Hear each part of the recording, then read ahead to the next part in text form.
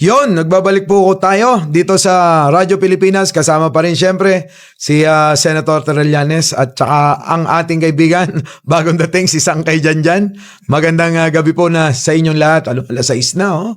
Magandang gabi po, Senator. Oo. Magandang gabi. Yung kanina, nabitin tayo. Ulitin mo na lang yung tanong. Partner, sadya ko talagang binitin yon para abangan ng taong bayan sa Radyo Pilipinas. Kasi this is the first time na makakaharap natin si former Senator Antonio Sani Trillanes IV ng harapan dito sa The Big B. Dito lang yan sa Radyo Pilipinas, partner. Sen, mabalikan natin yung naudlot na tanong. Kamakailan? Ayan na, kamakailan. Para relax lang.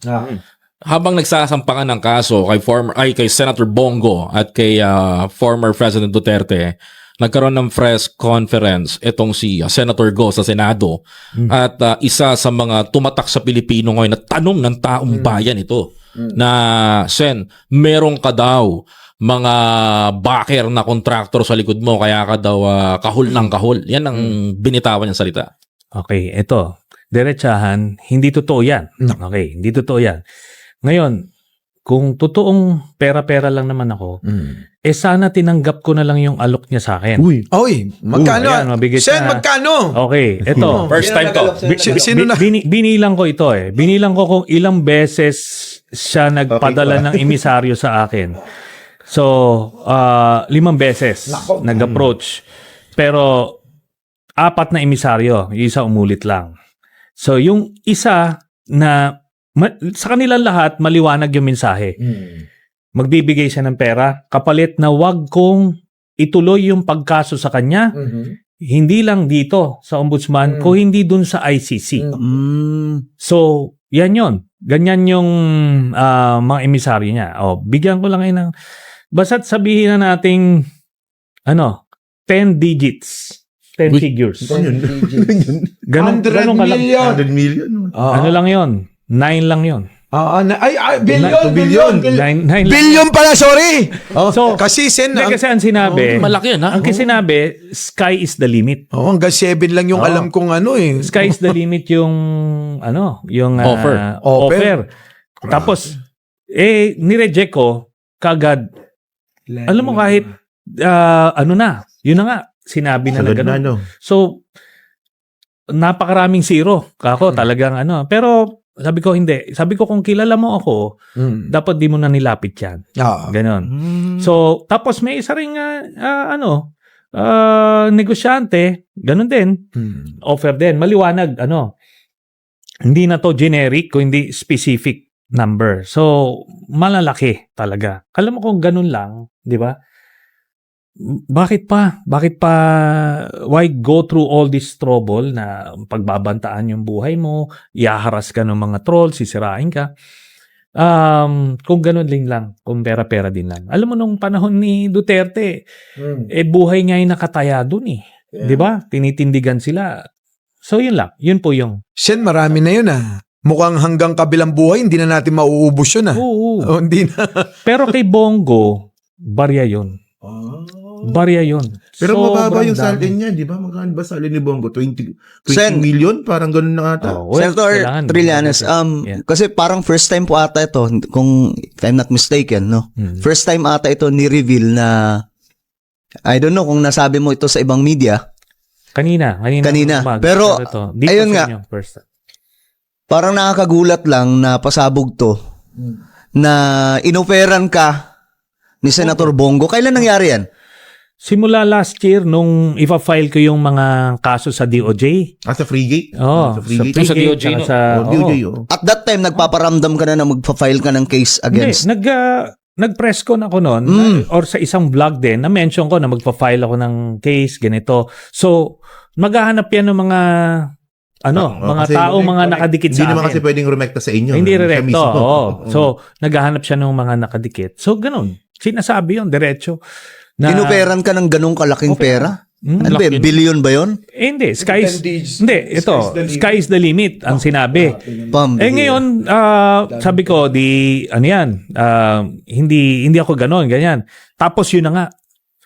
Ito yan, kahit 1 bilyon ang hingin mo, ibibigay. Ganon kaliwanag. So yan yun. Yan, first time ko sinabi yun, yung 1 billion. Marami mga gulat dito. Oo. Possible pick up into ng media. Sabi ko, hindi, Headline. sabi ko, hindi ko, sabi ko nga doon sa emisaryo niya, sabi ko, hindi mo ako kilala. Kasi kung kilala mo ako, hindi mo na ilalapit siya. Tapos pinipilit pa, ano yan? Anyway, mamaya, bulong ko kay Koy, kilala naman ko yun. Actually, si Senator Trillanes, marami akong alam sa kanya na hindi ko rin dinidiscuss. Okay Dito. naman. Actually, there is hindi ko Tama na papangalanan. May nag-offer sa kanya ng 100 million. Tinanggihan niya. Talaga? Yeah.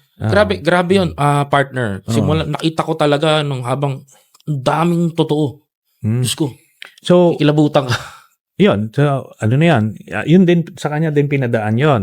Mm. Tapos, itong isa, sa isang negosyante naman na kakilala ko rin, talagang in-offer. Yun naman 200.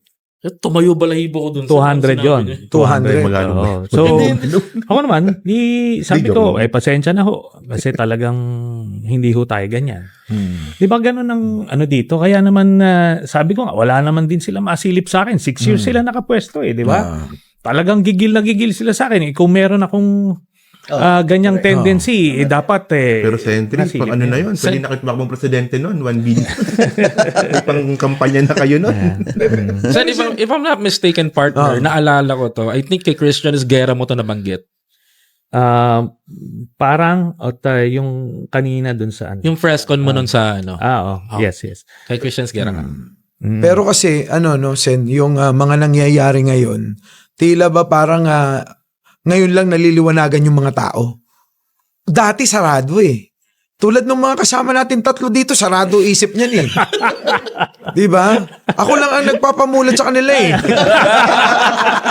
Ang tagalinis to. May malinis sa atin dito. Pero kasi dati, Mag-explain na siya. mag-explain na ako. Nagmamalinis na Okay lang yun. Masyado kasi seryoso yung usapan Break ko muna yung usapan. Hindi, ang maganda naman kasi kay Senator Trillanes, pagdating sa mga vlogger, wala po siyang sineseryosong kasuhan. Kasi, kumbaga, nakita ko rin to kasi kung paano ko sa iba siya dati. Maraming kinasuhan si Sen na mga vlogger. Hindi. Iba kasi yung pagiging seryoso niya pagdating kay Bongo, kay former President Rodrigo Duterte. Consistent. Gaya na lang ng ICC na napunta doon si former President Rodrigo Duterte.